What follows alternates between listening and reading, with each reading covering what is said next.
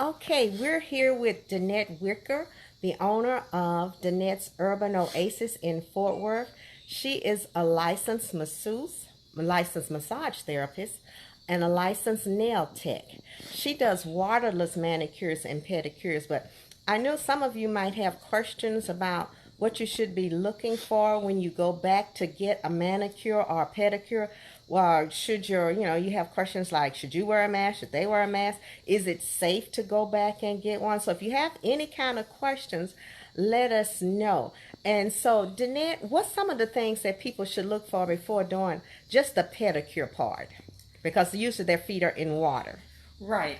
The waterless pedicure ensures that I'm doing all the sanitation steps. I'm doing everything for the cuticle care of your nails, but I'm not putting your feet in a tub of water. And you just want to be careful about going anywhere where you're putting your feet or hands in water that you don't know how it's been cleaned, when it's been cleaned, or the sanitation process.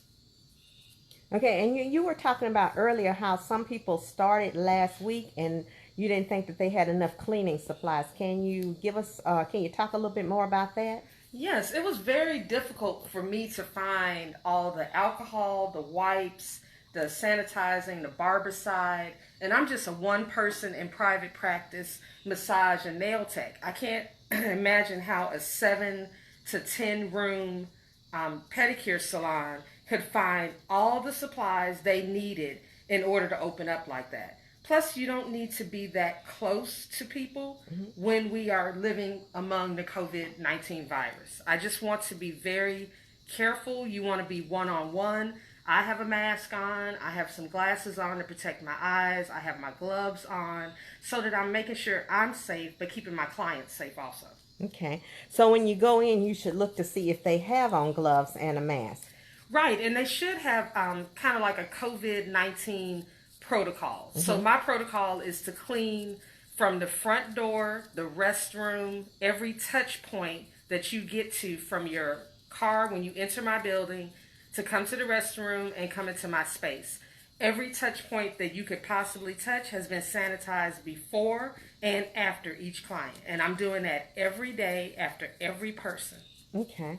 And one thing that's always got me, because I noticed that when you do manicures and pedicures, you don't, the only thing you clip is the nail itself. And I see that most people, you still, clip the cuticles or something. Is that something you should be looking into too? You should never cut or clip living tissue, which is what the cuticle is.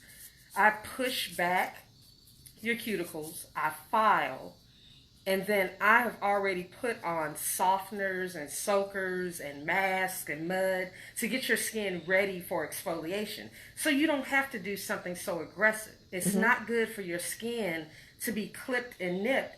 And if it's your extremity, which is your feet, you can have something and you don't feel it. And that is the danger where you have to be so careful. Your feet are the furthest from your heart. You don't want anybody cutting, clipping, or doing anything that can cause injury, particularly if you don't feel well because you're a diabetic or you have neuropathy. It's just not worth the risk. Okay, okay.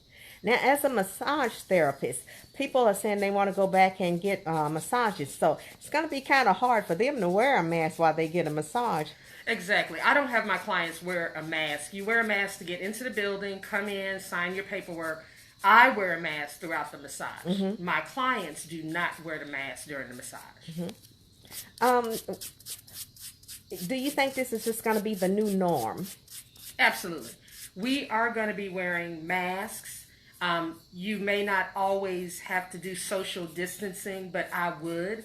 I think it's a good practice to get into. And now, since we've been doing this for 2 months, and we for sure are going to be doing it for the rest of the year, get your mask, carry your hand sanitizers with you. I don't like wearing gloves out in public because everything you touch is going to have from the gloves. And unless you're changing gloves every 5 minutes, you're only carrying bacteria from place to place. So I change my gloves per service. Whatever I'm doing, if I feel I need another pair of gloves on after I get done doing this, I have gloves. I'm not using it as a scarce commodity. It's to protect me and you, but not if I'm using the same pair of gloves over and over again. And I know we talked about social distancing, and sometimes when you go into the nail spas or places like that, they have so many stations. Yes. So I don't know if there's anything that we could do. I guess we could ask, can we sit someplace where it's not anybody or whatever? What would you suggest that they try to locate someone somewhere where it's not as many stations? Personally, I would try to find somebody that's a solo practitioner like myself, that I'm multi-licensed to do multiple services. Or beforehand, you need to find out what is the procedure. If it's a 12-chair nail salon, maybe only 4 chairs are being used and it's spaced out. 1 chair, 2 spaces, 1 chair, 2 spaces. You don't need to be sitting next to everybody, getting while your feet are exposed or your hands are exposed. It's just too much exposure to me when we are living with a virus that we're still learning about. And it always gets me, and I guess people don't think about it, but when you go to some, especially the larger spas or whatever, they offer you things like if you want a cocktail or coffee or whatever. I would be one that would say no. I would be one to say no. I never really have a cocktail or anything, but I have had soda or whatever. Now everything should be wrapped up, single use. So okay. I offer my clients bottled water. I may buy you lunch that's already boxed up because you're here for a 2 to 4 hour service. Mm-hmm. But it's not anything I've prepared. It's already signed, sealed, delivered from Central Market or wherever I pick it up. So everything you're getting, you are opening up and you are eating and enjoying, as opposed to me pouring an open glass of water or having a fruit tray sitting out and hands and breath and everything is all over it. It's just disgusting. So I think in the COVID era, your best support and best defense should think that everybody is infected and I need to be protecting myself.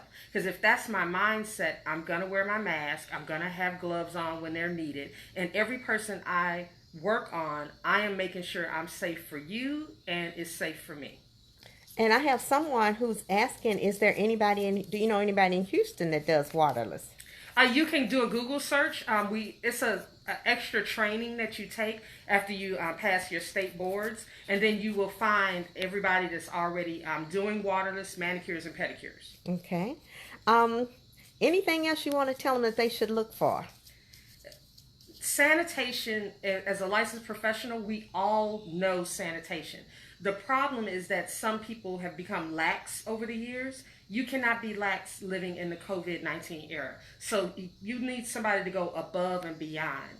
I've started using a UV light sterilizer to sterilize my entire space. I sterilize the chair you're sitting in. I use a UV light on the massage table. And some of that I never used before, but UV light kills. So it's being overcautious that I invested in these items, but it's for my safety and your safety. So you want somebody to put you as their priority, not just you coming in and getting a service. And somebody asked, when you get a waterless manicure or pedicures, are the prices about what they are for just a regular manicure? Yes, pedicure? My prices are exactly the same. $30 for a waterless manicure, $30 for a waterless pedicure. Other salons, I can't speak to them, but that's what I do. Okay. And all the services, for me, you need to plan at least an hour per service because I don't zoom on in. I'm not rushing. I'm being very careful and particular with your skin. And I'm making sure that as your technician, that I'm taking care of your health. Your feet are the furthest from your heart. Somebody needs to really, really take care of the thing that's furthest from your heart.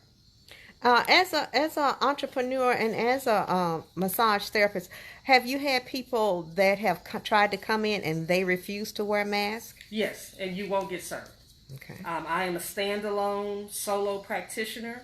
I don't work for anybody. I don't work with anybody, and those are the conditions to be a client at Danette's Urban Oasis. If you don't want to, then God bless you, but that's the rule, and I'm not changing. Okay. Does anybody have any other questions? Because I think she's covered everything about what you should look for. And I know most of us typically go to the same place to get our nails done. But in this age of COVID, we do have to be very careful about it. We have to watch them cleaning places. Somebody told me that they went in and the people were spraying with something, but all they had done was had water and they added a little food color in it to make it look like they were sanitizing the area. So be very careful. And remember that if you want a waterless manicure or pedicure, you can come to Danette's Urban Oasis in Fort Worth. And Danette, would you give them your address? Yes, I'm at 101 South Jennings, but I'm here by appointment only. You can find me on Instagram, Danette's Urban Oasis. You can find me on Facebook. And then just text me. I take appointments. I am only taking 4 clients a day due to the enhanced COVID-19 protocols. So, you know, the appointments fill up fast, but I'm always accepting new clients. It's just, you know, just make sure you get on board. And I hope to see y'all. And like she said, just be very careful about who you let do what. Because in this age of COVID, something that we cannot see. So remember, this is your best year, and have a good one.